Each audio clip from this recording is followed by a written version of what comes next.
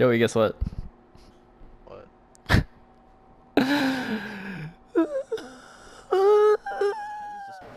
Hey everyone, how's it going? It's Danny here, and today, first of all, I want to apologize for that weird sound that I made. I think I was super frustrated. I didn't want the ballistic knives.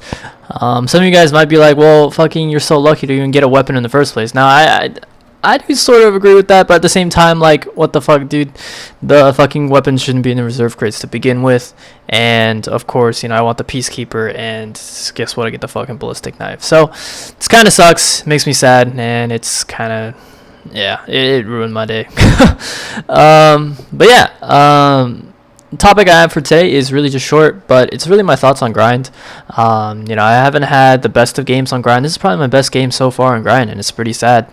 Like all the previous games, now it could be attributed to just me trying to use different guns and trying to level up, Tiger Shark and stuff like that. But usually I play well even with those guns, right? And so, me whipping out the Spitfire is just kind of, I don't know, it was kind of like I gotta do well, at this point, right? I wasn't really thinking about getting a YouTube gameplay per se, but I guess it just occurred to me now that I haven't posted on grind, and grind is one of my favorite maps of all time to play on. In Black Ops 2, like, I remember this DLC map, whenever it came up, I always voted for it. It was one of those, like, if this was a launch map, I'm pretty sure it'd go down as history as one of the best maps, period. Right up there with, like, Stadium.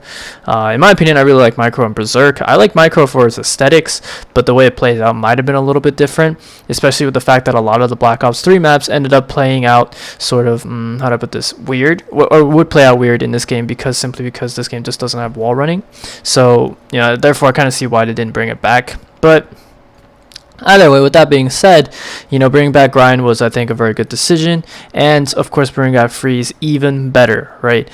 This should have been something that was done a long time ago, and it should have been done with WMD. But now, enough about that.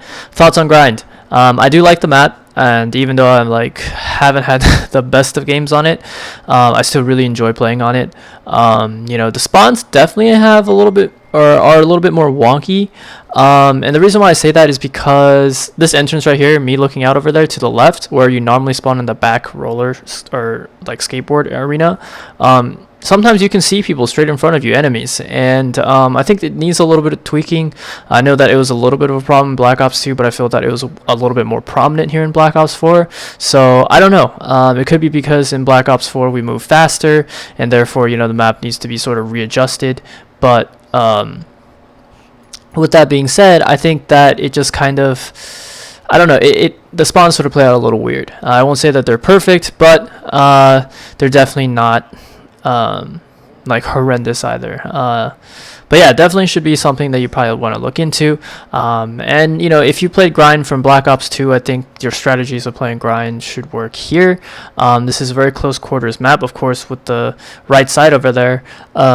There's a place for like longer range weapons like ARs and stuff. But for the most part, the center part here, SMGs and shotguns definitely thrive. Like the MOG 12 just destroys people here. Obviously, if you want to flank around using the two different routes, you might need say an SMG or something to take the longer range engagements.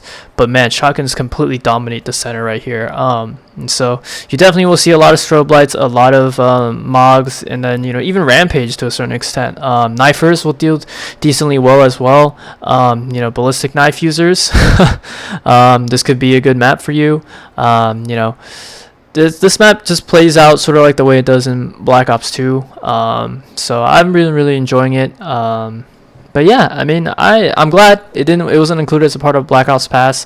But at the same time, I'm kind of thinking like, well, where are my Black Ops Pass maps, right? None of the DLC maps really appeal to me.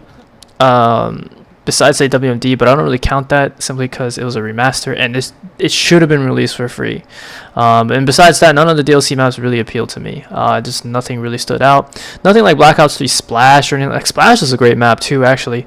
Black Ops 3 had a lot of pretty solid DLC maps, not just for the way that they played, but also for the way that they looked. And like I said, so far just nothing has been really, really special in Black Ops 4 as far as DLC goes. And so you know, this having this once again, it being free is a huge plus, and I think I really enjoy it. Now, obviously, as you can see, Prince Lightskin joined the game, and he left. For the guys who don't know who that guy is, he is a pretty big YouTuber, Call of Duty YouTuber. He does gets a lot of nuclears and stuff like that. Just never thought he would be the type to just leave. But either way, that's pretty much all I have for this map. I think that you know, I think I'm gonna really enjoy it once I sort of get used to it. I don't know. I don't know what's wrong with me recently. I just sort of have been a little bit more rusty at Black Ops 4, and maybe it's because I played too much Blackout, too much Alcatraz, and armor's got me all fucked up. But no clue. But with that being said, I'll leave you guys with the rest of the gameplay. Hope you guys enjoy it, and I'll catch you guys in the next video. Peace out. Oh, I'm relentless.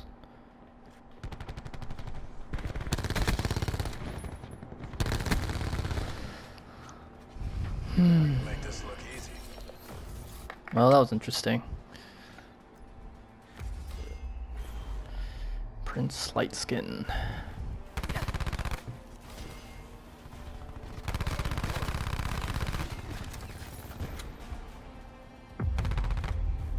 Hey, that was me.